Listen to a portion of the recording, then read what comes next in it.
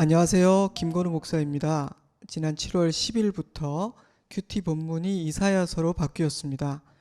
7월과 8월 동안 이사야 39장까지 묵상하고 9월로 넘어가면 창세기로 다시 본문이 바뀝니다.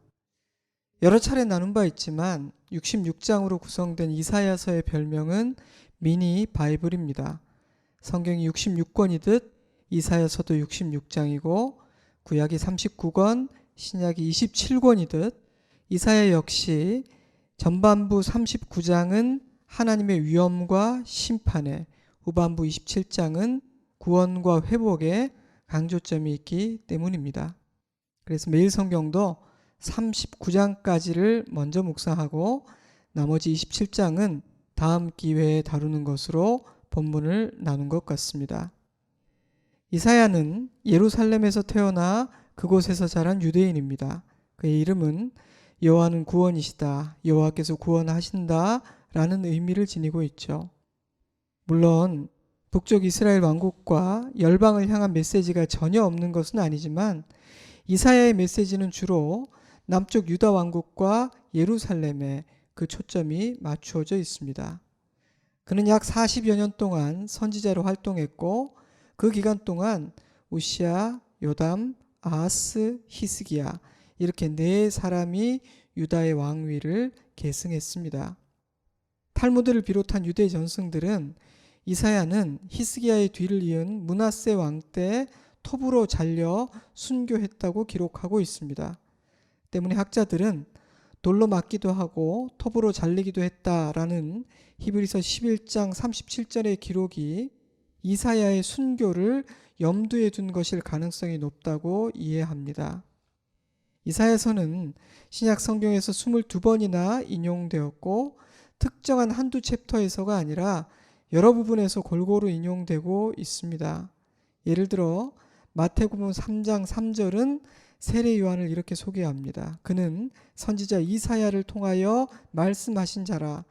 일렀을 광야에 외치는 자의 소리가 있어 이르되 너희는 주의 길을 준비하라, 그가 오실 길을 곧게 하라 하였느니라. 로마서에도 이사야의 이름이 등장하죠. 로마서 10장 20절을 세번역 성경으로 읽어드리겠습니다. 또한 이사야는 매우 담대하게 이렇게 말씀을 전하였습니다. 나를 찾지 않는 사람들을 내가 만나주고 나를 구하지 않는 사람들에게 내가 나타났다. 예수님 역시 이사야서를 여러 번 인용하셨습니다. 요한의 제자들이 오실 그분이 당신이십니까? 라고 물었을 때 예수님은 이사야서를 인용하여 이렇게 말씀하셨죠. 너희가 가서 듣고 보는 것을 요한에게 알리되 맹인이 보며 못 걷는 사람이 걸으며 나병 환자가 깨끗함을 받으며 못 듣는 자가 들으며 죽은 자가 살아나며 가난한 자에게 복음이 전파된다 하라. 이처럼 이사야서는 신약 성경이 중요하게 여기고 자주 인용했던 책입니다. 그만큼 유대인들에게 권위 있는 책이라는 의미이기도 합니다. 이사야서는 주전 8세기에 기록된 책이라고 간주하기 어려울 정도로 신학적인 주제의 넓이와 깊이가 놀랍고 정교하다고 평가받는 책이기도 합니다. 이사야가 사용하고 있는 어휘와 문체는 그가 받은 교육의 수준이 높다는 사실을 짐작하게 하며 이 책에서 그는 학자일 뿐 아니라 시인의 변모도 보여줍니다. 믿기 힘들 정도로 뚜렷하고 구체적인 메시아에 대한 예언들로 인해 이사야는 복음적인 선지자라고 불리기도 하고 이사야서는 구약의 신약이라는 닉네임으로 불리기도 합니다. 앞으로 2달여 동안 묵상할 이사야서가 이런 책이라는 사실 정도를 이해하고 묵상을 시작하면 좋을 것 같습니다.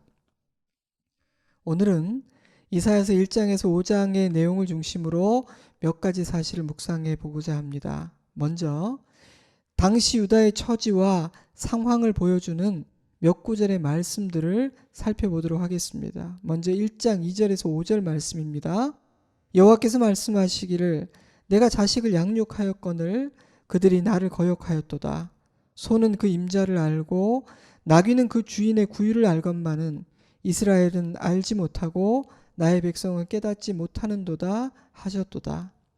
슬프다 범죄한 나라요, 허물진 백성이요, 행악의 종자요, 행위가 부패한 자식이로다. 그들이 여호와를 버리며 이스라엘의 거룩한 일을 만홀히 여겨 멀리하고 물러갔도다. 너희가 어찌하여 매를 더 맞으려고 패역을 거듭하느냐. 어떤 학자는 이 단락의 제목을 하나님의 고발이라고 붙였고 하늘의 법정에서 펼쳐지는 재판에 대한 묘사라고 설명했습니다. 이 말씀을 읽으며 저는 유다를 바라보신 하나님의 아픈 마음을 느낄 수 있었습니다. 마치 부모가 자식을 정성스럽게 양육하듯 사랑과 인자로 이스라엘을 돌보셨지만 그들은 하나님을 버렸습니다. 하나님께서 보시기에 그들은 임자를 아는 소와 주인의 구유를 아는 나귀보다 못했습니다. 그들은 이미 범죄한 나라요, 허물진 백성이요, 행악의 종자요, 행위가 부패한 자식이었기에 매를 맞고 있었습니다. 그럼에도 불구하고 그들은 패역을 멈추지 않았습니다. 때문에 그들은 더 심한 매를 맞아야만 했습니다. 그것이 그들이 처한 상황이었고 하나님께서 아수르와 바벨론이라는 몽둥이를 들 수밖에 없었던 이유였습니다. 이어지는 1장 11절 이하의 말씀들은 그들의 영적인 상태를 적나라하게 드러내 줍니다. 너희의 무수한 재물이 내게 무엇이 유익하뇨? 나는 숫송아지나 어린 양이나 염소의 피를 기뻐하지 아니하노라. 이것을 누가 너희에게 요구하였느냐? 내 마당만 밟을 뿐이니라. 헛된 재물을 다시 가져오지 말라. 분향은 내가 가증히 여기는 바요. 성회와 아울러 악을 행하는 것을 내가 견디지 못하겠노라. 내 마음이 너희의 월삭과 정한 절기를 싫어하나니 그것이 내게 무거운 짐이라. 내가 지기에 곤비하였느니라. 너희가 손을 펼 때 내가 내 눈을 너희에게서 가리고 너희가 많이 기도할지라도 내가 듣지 아니하리니 이는 너희의 손에 피가 가득함이라. 이스라엘이 드리는 예배가 하나님께 짐이 되고 고통이 된다는 충격적인 말씀입니다. 못 견디겠다, 역겹다, 곤비하고 지쳤다, 매우 충격적인 표현들을 사용하십니다. 하지만 이스라엘은 그러한 하나님의 마음을 몰랐던 것 같습니다. 때문에 그들은 그런 일들을 계속해서 열심히 했을 것이며 또한 이렇게 생각했을 겁니다. 우리는 믿음이 참 좋은 사람들이야, 택함 받은 백성이라고. 우리가 얼마나 열심히 제사를 지내는데 얼마나 많은 제물을 하나님께 드리는데 그러니 저 이방인들과는 비교할 수가 없지. 우리는 이렇게 잘하고 있는데 하나님을 모르는 이 세상은 정말 걱정이야. 이렇게 말입니다. 그런데 하나님은요, 그들의 예배와 제물을 거부하십니다. 토가 나온다. 지친다. 내 눈을 가릴 것이며 많이 기도해도 내가 듣지 않겠다 말씀하십니다. 충격적인 선언입니다. 저는 종종 이 말씀을 떠올립니다. 그때마다 저의 예배를 돌아봅니다.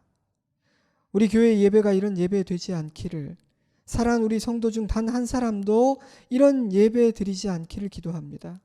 혹시라도 한국 교회가 이런 자리에 서지는 않았는지 두려워합니다. 하나님은 우리를 걱정하시는데 우리는 자신을 돌아보지 않고 세상을 걱정하고 세상을 가르치려 하고 있지는 않은 것인지 두렵기도 합니다. 그런데 하나님의 말씀을 받는 유다의 상황이 그러했습니다. 한 곳 더 읽어드리겠습니다. 5장 2절이에요. 땅을 파서 돌을 제하고 극상품 포도나무를 심었도다. 그 중에 망대를 세웠고 또 그 안에 술틀을 팠도다. 좋은 포도 맺기를 바랬더니 들포도를 맺었도다. 농부이신 하나님은 극상품 포도나무를 심고 온 정성을 들여 포도원을 가꾸셨습니다. 그리고 최상급의 포도가 풍성하게 맺히기를 기대하셨죠. 하지만 그들이 맺은 열매는 작고 쉬어서 상품으로서의 가치가 전혀 없는 들포도였습니다. 농부의 기대는 실망으로 바뀌었습니다. 하지만 이스라엘 백성들은 하나님께서 그들을 어떻게 평가하고 계신지 알지 못했습니다. 5장 11절 말씀은 그들의 그러한 상황을 이렇게 묘사합니다. 아침에 일찍이 일어나 독주를 마시며 밤이 깊도록 포도주에 취하는 자들은 화 있을진저 그들이 연회에는 수금과 비파와 소고와 피리와 포도주를 갖추었어도 여호와께서 행하시는 일에 관심을 두지 아니하며 그의 손으로 하신 일을 보지 못하는도다. 그들은 아침부터 밤늦게까지 세상에 취해 살았습니다. 교만하고 당당했으며 하나님의 일에는 관심이 없었습니다. 그럼에도 불구하고 그들은 세상을 가르치고 세상을 걱정했을지도 모르겠습니다. 그러나 하나님의 눈에 그들은 세상을 걱정할 상황이 아니었습니다. 이스라엘은 매를 맞기 일보 직전이었고 심판의 골짜기로 들어가는 입구에 서 있었기 때문입니다. 계시록 말씀이 생각났어요. 3장 17절 내가 말하기를 나는 부자라 부요하여 부족한 것이 없다 하나 내 곤고한 것과 가련한 것과 가난한 것과 눈먼 것과 벌거벗은 것을 알지 못하는도다. 내가 너를 권하노니 내게서 불로 연단한 금을 사서 부요하게 하고 흰옷을 사서 입어 벌거벗은 수치를 보이지 않게 하고 안약을 사서 눈에 발라보게 하라. 하지만 영적인 감각들이 모두 죽어버린 유다는 듣기는 들어도 깨닫지 못하고 보기는 보아도 알지 못했습니다. 사랑하는 여러분, 자신의 처지를 알지 못하는 것, 자신의 진정한 문제가 무엇인지를 깨닫지 못하는 것, 그것은 참으로 심각한 일입니다. 아픈 줄 아는 사람은 병원에 갑니다. 그러면 치료받을 수 있습니다. 회복할 기회가 주어집니다. 다시 건강하게 살 수 있습니다. 그러나 자신에게 문제가 있고 자신이 아프다고 생각하지 않으면 병원을 찾지 않습니다. 그러면 병은 깊어지게 됩니다. 종종 가정의 문제를 상담해 드리게 됩니다. 그런데 나누다 보면 정작 상담을 받고 치료받아야 할 분은 제 앞에 앉아있는 그분이 아님을 느낄 때가 참 많습니다. 그런데 정말 문제가 있는 사람은 자신에게 문제가 있다는 사실을 인정하지 않으니 도움을 받으려고 하지 않습니다. 건강한 사람은 도움을 받으러 오고 도움을 받아야 할 사람은 자신은 아무런 문제가 없다고 생각하는 아이러니와 안타까움을 저는 자주 경험합니다. 아마 지금 유다 백성들을 바라보는 하나님의 마음도 그렇지 않으셨을까 생각해 보았습니다. 그러므로 여러분, 나에게 문제가 있다, 내가 병들었다, 내게는 도움이 필요해 라는 자각은 구원과 회복의 중요한 출발점이 됩니다. 그것은 매우 건강한 마음이며 지혜입니다. 하지만 이스라엘은 깨닫지 못했습니다. 때문에 하나님은 선지자를 보내 큰 소리로 말씀하십니다. 상황이 너무나 위중했기에 말을 돌리지 않으시고 직접적으로 또 강한 어조로 말씀하십니다. 심판하시기 위해서인가요? 아프게 하려 하시는 겁니까? 그렇지 않습니다. 이사야서 1장 18절 오라 우리가 서로 변론하자 너희의 죄가 주홍 같을지라도 눈과 같이 이어질 것이요 진홍같이 붉을지라도 양털같이 희게 되리라. 너희가 즐겨 순종하면 땅의 아름다운 소산을 먹을 것이요 너희가 거절하여 배반하면 칼에 삼켜지리라. 하나님은 이스라엘이 하나님의 말씀을 거절하고 배반하여 칼을 맞기 원하시는 것 같습니까?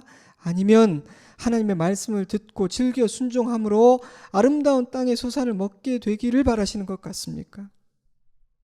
어려운 질문이 아니죠. 하나님은 그들에게 기회를 주고 계신 겁니다. 여전히 사랑하고 계신 것입니다. 사랑하는 성도 여러분, 하나님께서 우리에게 선지자를 보내실 때에는 언제나 살리고자 하는 마음이 있으신 겁니다. 비록 그 입에서 심판의 메시지가 쏟아져 나오고 비록 그 손에 매가 들려 있다 할지라도 하나님의 목적은 언제나 살리는 것입니다. 그러므로 하나님의 말씀을 들어야 합니다. 즐겨 듣고 순종해야 합니다. 그것이 사는 길입니다. 눈이 가리워진 어리석은 유다 백성들, 패망을 향해 달려가고 있는 이 유다 백성들이 정신을 차릴 수 있도록 하기 위해 하나님께서 어떤 일을 행하셨습니까? 첫째로 하나님은 매를 드실 것입니다. 3장 8절은 세번역 성경으로 9절은 현대인의 성경으로 읽어드립니다. 드디어 예루살렘이 넘어지고 유다는 쓰러진다.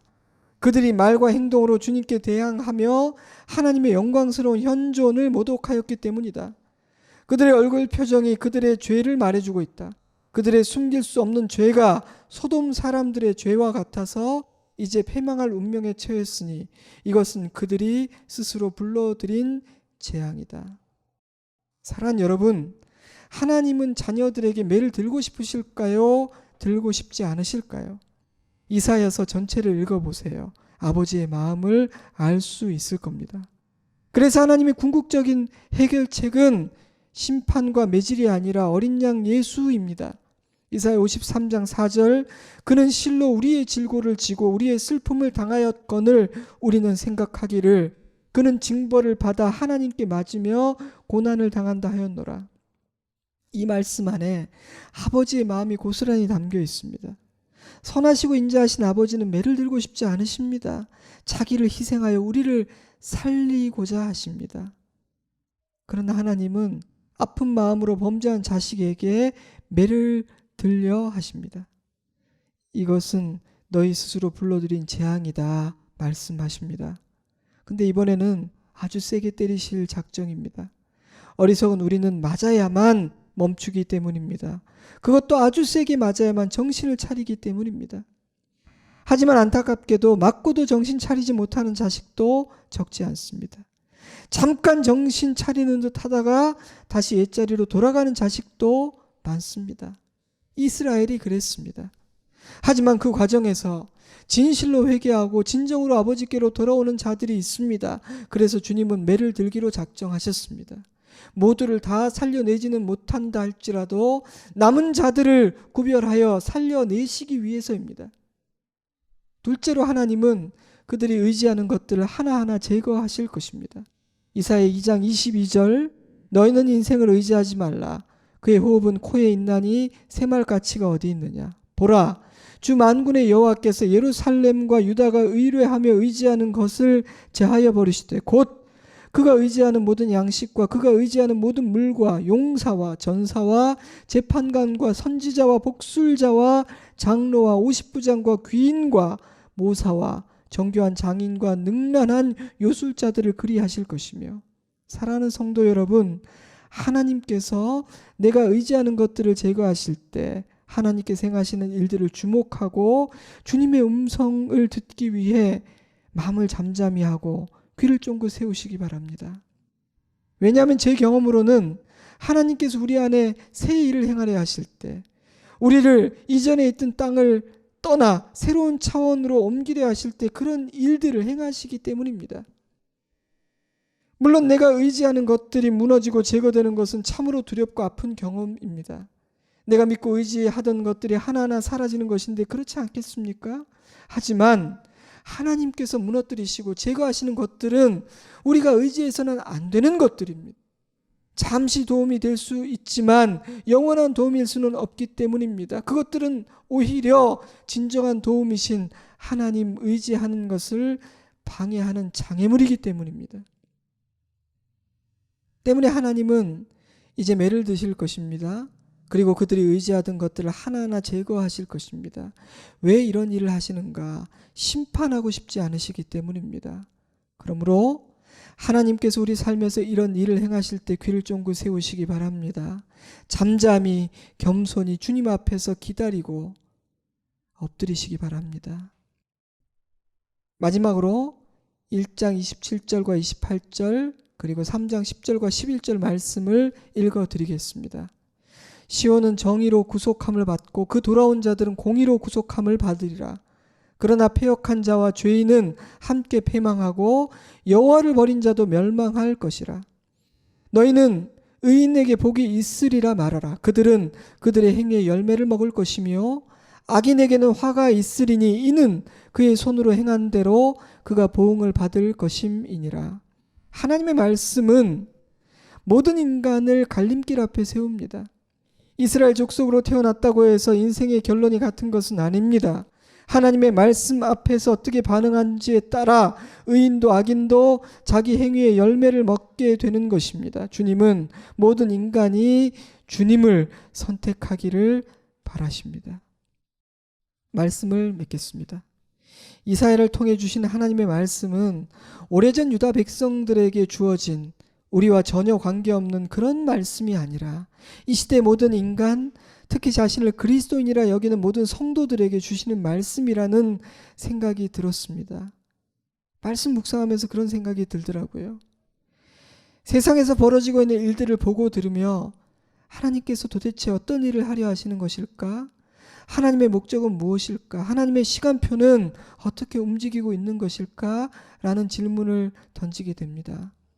그저 눈에 보이는 현상만으로 단편적이고 얄팍하게 결론을 내리기에는 이 세상이 돌아가는 모습이 심상치 않고 단순하지 않아 보이기 때문입니다. 경거망동하지 않고 말씀과 기도 가운데 주님의 뜻을 헤아려야 할 때라는 생각을 합니다. 아직은 잘 모르겠습니다.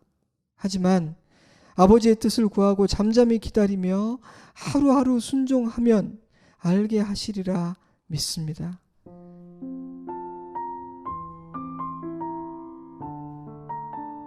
아버지의 뜻은 살리는 것이요 구원하는 것이기 때문입니다. 8월까지 계속될 이사야서 묵상을 통해 우리의 눈이 조금 더 밝아지기를 기도합니다. 매일 성경은 아무것도 모르고 이 편집자들은 본문을 이렇게 자르고 배치했겠지만 저는 때에 맞는 말씀을 하나님께서 우리에게 허락하신다고 믿습니다. 이제 잠시 묵상하고 기도의 시간을 가지면 좋겠습니다. 오늘 이 말씀이 나에게 무엇을 말하고 있는지, 하나님께서 나에게 무엇을 요구하고 계시는지 귀를 기울여 보시기 바랍니다. 만약 한번 들은 것만으로 부족하다 생각되시면 매일 성경을 꺼내 본문을 다시 읽으면서 한 번 더 묵상하고 기도 제목을 발견하고 깨달음들을 정리해 보십시오. 이제 잠시 반주를 넣어드리겠습니다. 여러분들을 사랑하고 축복합니다. 샬롬.